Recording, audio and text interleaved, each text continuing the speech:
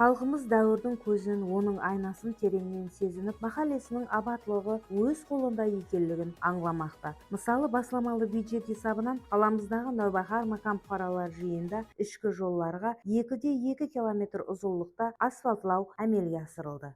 Арманлап та көрген жоқ едік. Осы басламалы бюджет шығаман дегенше. Мына жерге такси шақырған кезде де келмейтін еді онша. Бұл жерде әрдайым біз үш жерден қатынаймыз оқуға. Жоллары алдын андай тас, құм, қиналатын ек оқуға баруға, қайтуда ұлыма. Еще қыстың күндері батпақ болып қала беретін еді жер, ылай жауын жауған кезде. Сол кезде қиналатын ек, қазір шүкір қуанатпыз андай болғанына.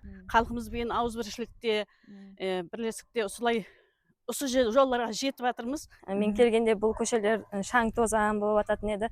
Үйіміздің алдыларына су сеуіп, топырақларын не қылатын едік. Қазір рахмет президентімізге. Осы жолларымызды асфальтлап берді. Балаларымыз арқайын ойнап жатыр көшемізде.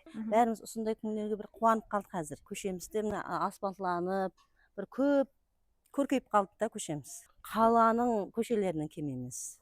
Біздер енді қазір қаладан жүдә шетелеуде тұрамыз ғой енді. Социализм енді рауажланып отырған елатлардың бірі. Оның алдында біздер қазір олардан көріп біздердің көшелеріміз сұлу болып көрініп тұрды, біздердің көзімізбен қарағанда. Алдым бұл жерлер жауын жауғанда андай жаман болып текіс емес еді. Бойлы бәле, таксилер бұяққа келгісі келмейтін еді, түзу емес еді жоллар.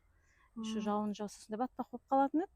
Мен жақында келдім Москвадан, қазір мына жерде асфальтланған, жақсы. Аяқларым шаң болмай келем, сонда асфальтта тап-таза жауын жауса вообще красота болады. Бүгінгі қарайсыздығымыздың 35 жылдығы байрамына бір үлкен сауға болды.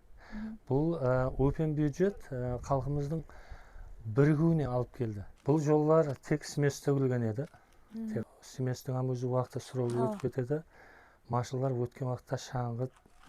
Бұл ұлыма көшеге шығудың ләжі жоқ, барлығы жер шаңғыт болып тұрады. Халық өзі кейінала уже бұл нәрсеге түсініп жетті. Әммесі де өздерінің несіменен шығып, әммесі өздерінен дауыс жинауға жәрдем берді.